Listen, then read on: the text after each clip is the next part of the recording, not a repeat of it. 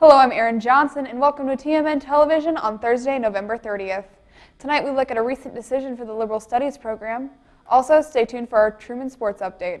These stories and more tonight on TMN Television. You don't want to miss this.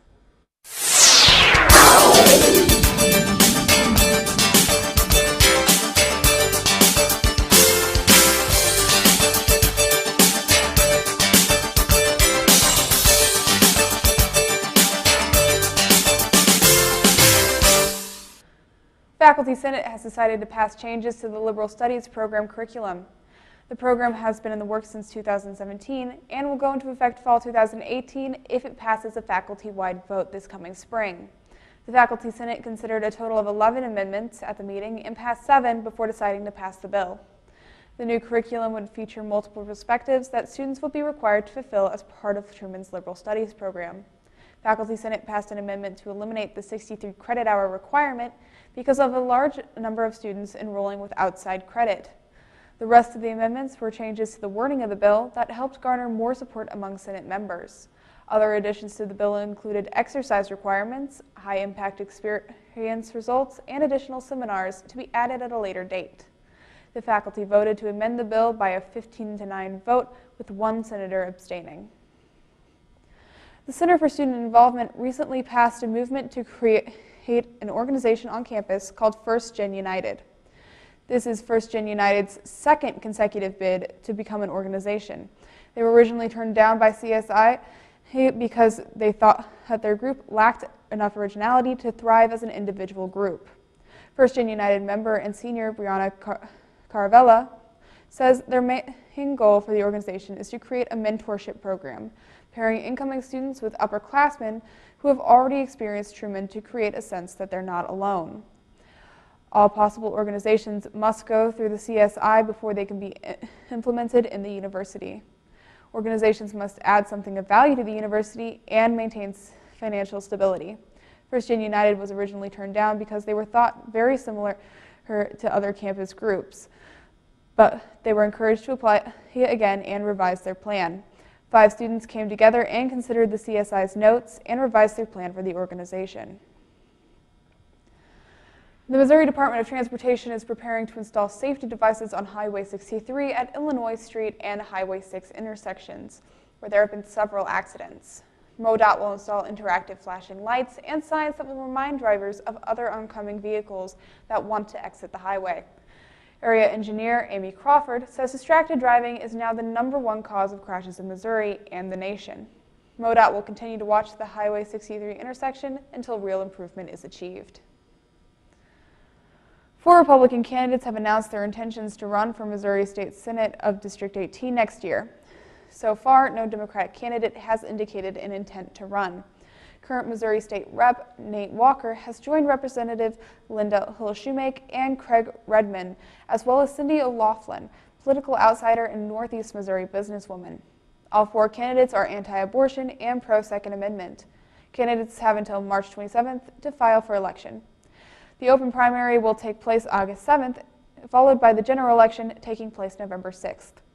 Republican Senator Brian Munzlinger currently holds the seat but has reached his term limit and can no longer run. Next, stay tuned for a look at the Truman Sports Update. But before all that, let's take a look at this week's forecast.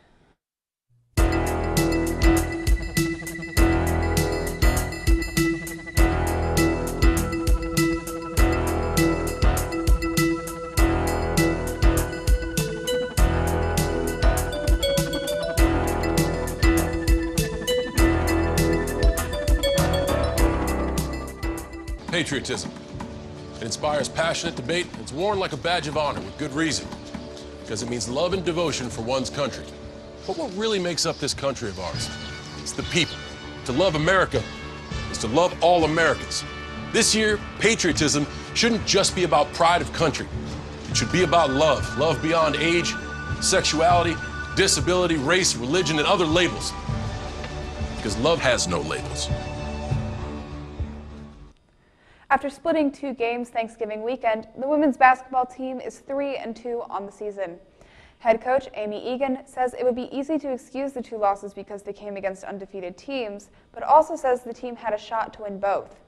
Egan says the Bulldogs must be more consistent on defense to go along with the solid production on offense. She says the offense production is coming from everywhere, including the team's younger players. Egan says that freshmen have transitioned into the system easily, including freshman center Katie Hejasikas, who is second on the team in points per game and first in rebounds per game. The team will begin its conference schedule this Saturday against the University of Missouri St. Louis.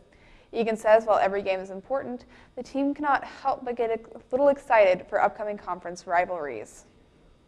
I think when you talk about like some natural rivalries and those kind of things, I think your kids can play with a little bit more energy, and it does. I mean, I think if you asked anyone, when you get to that time and you know it's for a conference and now you're playing for, that conference championship every game, I think it naturally just gets you a little bit more excited. After winning their first game of the season, the men's basketball team has now lost their last 3. The Bulldogs lost 2 weeks ago to Upper Iowa University, allowing 110 points and being out-rebounded 41-29. Redshirt senior Zach Fisher had a team season high and career high 25 points. The next day, the team lost 90-70 against the #1 team in the nation, Northwest Missouri State University. The Bulldogs had 4 players that scored in double figures, including redshirt juniors Torrin Hughes and Jack Green. Head coach Chris Foster says Hughes and Green have played valuable minutes after spending much time on the bench last season. He says players that have gone from few to many minutes, like Hughes, Green, and Fisher, give the team a competitive edge. The Bulldogs now look to recover from a 1-point overtime loss to Lincoln University Tuesday night as they begin their conference schedule this Saturday at home against the University of Missouri St. Louis. The men's and women's swimming teams are now ranked in the top 25 for the first time this season, according to the latest national poll. The women have maintained a top 25 spot since the start of the season, but the men are just now joining them in the national spotlight. Interim head coach Jared Semick says the men's performance at the Northwestern University tier invite can explain this ascension in the rankings. The men placed 6th overall and had a 6 top 10 finish at the meet, including 3 by junior Sam Heverow. Heverow won the 100-meter individual medley and placed 2nd in the 100-meter freestyle, breaking his own school record. He was also part of the 4th-place 400-meter freestyle relay team, along with sophomore Elliot Gasecki and juniors JT Thayer and Austin Baker. The women placed 7th and had a 6 top 10 finishes, including 2 by senior Nikki Sisson. Semick says the team's athletes will focus on qualifying for nationals. Despite their seasons coming to an end, some Bulldogs have a reason to celebrate after qualifying for the All-GLVC team. The football team had 10 all-conference players, while the volleyball team had 4. For football, 4 Bulldogs made the first team, including senior offensive lineman Matt Kasinger, sophomore defensive lineman Sam Reeves, senior defensive back Jordan Brown, and junior returner Malik Robbins. 3 made the second team, including sophomore star running back Jordan Salima. For volleyball, senior outside hitter Jasmine Brown and sophomore libero Lauren Wacker made the first team, while junior middle hitter Natalie Bremeyer and junior setter Savvy Hughes made the second team. This has been your Truman Sports Update. Stay tuned after the break. It's fine that other people like you. It's more important that you like yourself. And I'm comfortable with every part of me. Meals on Wheels coming to my door as someone who's housebound assures me that I'm not forgotten. They care that I'm okay. My name is Asha Ida Bell. America, let's do lunch. Drop off a hot meal and say hello. Volunteer by donating your lunch break at americaletsdolunch.org. Thank you for tuning in with us tonight. For complete news coverage, please stay tuned to KTRM and pick up a copy of the Index. Check out our news content on tmn.truman.edu and be sure to check out our variety show segments. You can also follow TMN on Facebook, Twitter, and Instagram for breaking news updates. And if you missed part of our broadcast tonight, check out TMN TV on YouTube. If you've ever thought about being on TV, be sure to head on over to tmn.truman.edu/apply to fill out an application today. From all of us at TMN, thank you for tuning in and have a great rest of the week.